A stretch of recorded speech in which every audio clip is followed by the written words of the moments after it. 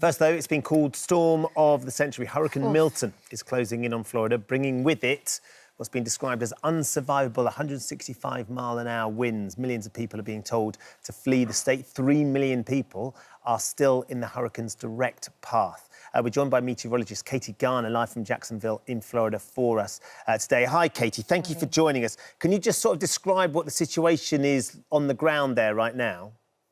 Yeah, good morning to you. Thank you so much for having me. It's an honor to be with you. I want to talk to you about what we're going to deal with. We've gotten the 5 a.m. advisory. Now, you've got to be at 157 miles an hour to be considered a Cat 5, and we're at 160 miles an hour. And, the one thing notable about this storm, it's very compact. So it differs from the last storm we had, Helene. And that means the track can, change at the drop of a hat. The speed and strength can change at the drop of a hat. And that's what we've seen. We're at Cat 5 status now. We'll drop to Cat 4. And unfortunately for Tampa and Tampa Bay, it's looking more and more like, as this cone kind of shrinks, that is where we'll see some impacts. It's the last thing they need, and it was absolutely heartbreaking. We've certainly been following it. As it makes landfall, it will cross the entire state as a Category 1. Now, for us in Jacksonville, we're out of the cone, but we're still going to be impacted by storm surge in certain spots and, of course, rain and wind. So I want to zoom into our radar just to give you an idea of what we're tracking here with the storm. We've got that storm surge warning. So our coastline is very aware. Now, listen, we're going to see about 3 to 5 feet of storm surge,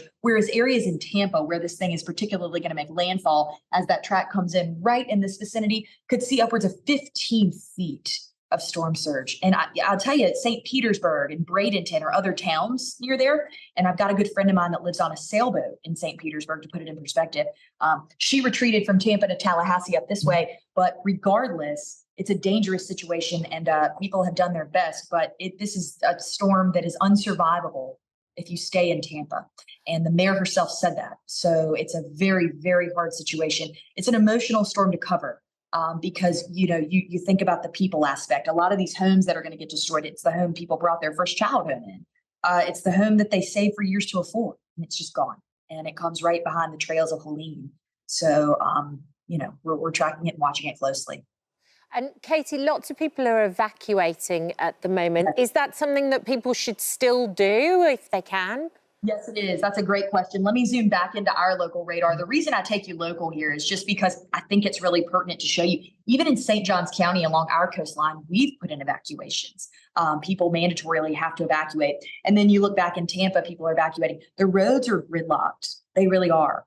There's a lot of cars trying to get out. Gas is limited. Luckily, there's anything lucky in this storm, we were able to buy a little time with the landfall delaying. It was actually supposed to happen today, and it's happening tomorrow. So we're hoping that people will be able to get out there, refill some of the gas tanks, refill some of the supplies. But the roads are gridlocked and a lot of people having a hard time getting out. I know in Jacksonville, where we are, the hotels are all pretty much booked up because people from Tampa have come our way. I've got friends of mine that are trying to get out of Tampa and go all the way up to Tennessee. It's going to take hours among hours of extra time to do that because of the gridlock.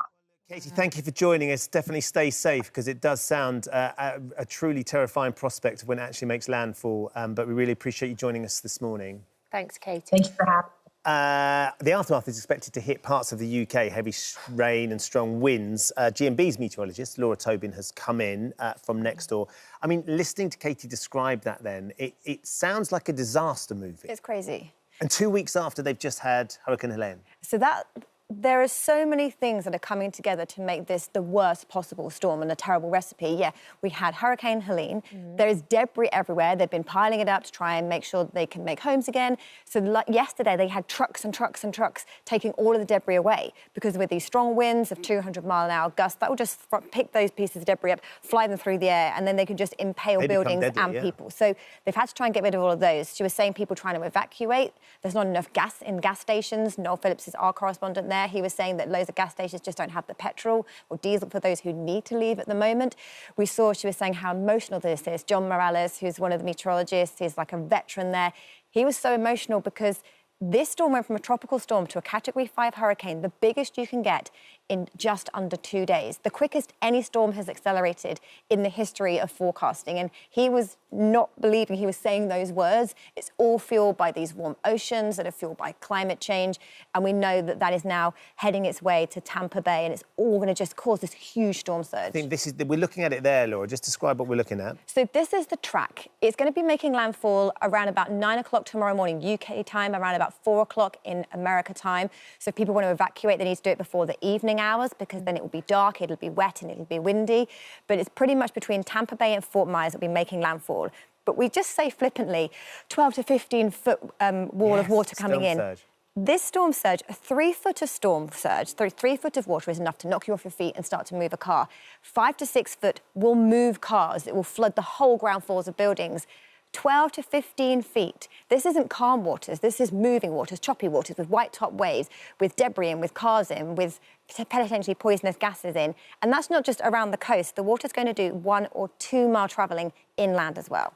Wow. And is it going to come to the UK? What will we feel, yeah? The storm moves right across Florida. Right. Worth pointing out, she says it's quite compact, but it's so big that it'll be hitting the west and the east coast at the same time. It's so ferocious.